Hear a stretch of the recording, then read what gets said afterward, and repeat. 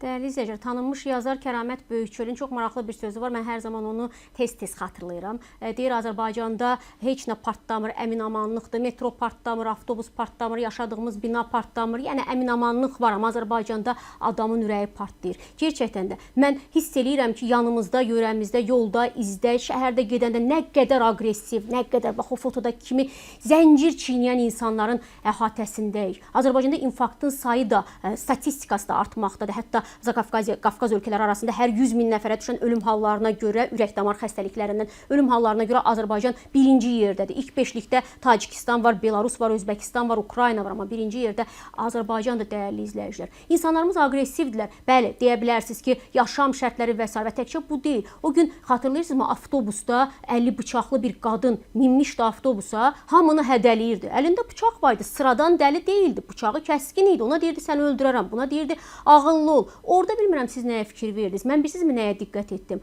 Oradakı insanların sakitliyi, laqeydliyi, belə məsələyə sanki bir filmə baxarcasına baxmaları. Deyə bilərsiniz ki, insanımız dözümlüdür. Yox, bu adi dəli deyildi. Hər an bıçağı kiminsə qarnına soxa bilərdi, hər an orada kiminsə həyatına son verə bilərdi.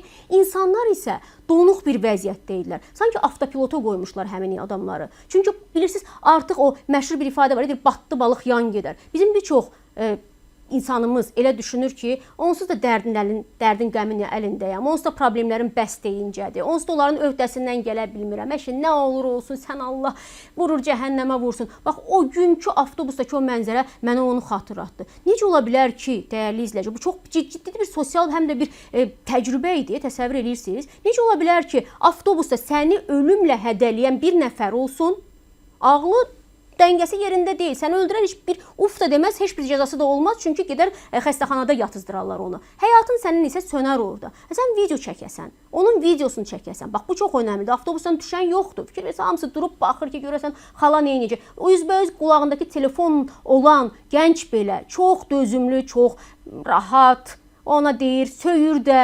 Ağzına gələni də deyir qadın ona, o ümumiyyətlə reaksiya vermir, qaçmağa çalışmır, yerini dəyişməyə çalışmır və s. Bilirsiniz bu nəyin nəticəsidir? Yenə də deyirəm, insanımız o qədər də belə dözümlü bu situasiyalara hazırlıqlıdır deyə bilməyəcəyik. İnsanımızın problemi o qədər çoxdur ki, belə şeylər onun üçün adiləşib. Fikir verirsiniz, hamı barıt çəlləyidir elə bil, yolda, izdə. Maşınla girirsən, kimsə kiminsə zolağına girib. İndi bu zolağı evimizdən gətirmədiyimizə görə, dədə mirası olmadığına görə girə bilər də, sağı yandırıb, solu yandırıb giribsə, bir əl elib keçmək olar. Bilirsiniz necə davalar düşür? Maşınlar dayanır, insanlar ot kimi çıxırlar maşından.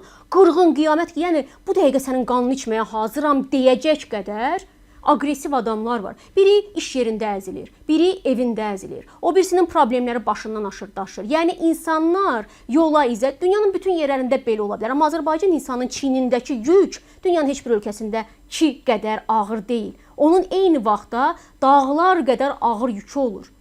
Azərbaycanda işə gedən, yolda, izdə olan adamı dindirsən, bax, beyninin elə stenoqramını çıxarsan, bilirsiniz nə qədər problemləri, nə qədər qayğıları, həllini gözləyən dərdləri, qəmləri var. Mən əminəm ki, o avtobusda oturanların hər biri üçün xalanın orada göstərmiş olduğu, qadının orada göstərmiş olduğu performans, yəni uşaq oyuncağını, yəni hər birinin içində bir cümlə var ki, əşi, mən nə ilə məşğulam, mənim dərdim başımdan aşır, sən nə deyirsən, bax, belə bir əhval-ruhiyyə var idi. Mən o mənzərədən sözün həqiqi mənasında qorxdum. İnsanlarımızın içində nələr yığılıb, dəyərli izləyicilər. Müdiri tərəfindən alçaldılan, haqqı pozulan, hüquqları əlindən alınan, içində nə fırtınalar qopur, bilmək mən bəlli deyil. Və batdı balıq yan gedər prinsipindən çox adam hal-hazırda yaşayır və yaşamağa davam edir. Vəziyyət bir qədər acınacaqlıdır. Hərdən öz durumumuza baxsaq daha yaxşı olar. Çünki bu aqressiyanın sonu o qədər də yaxşı yerə aparmır deyirəm.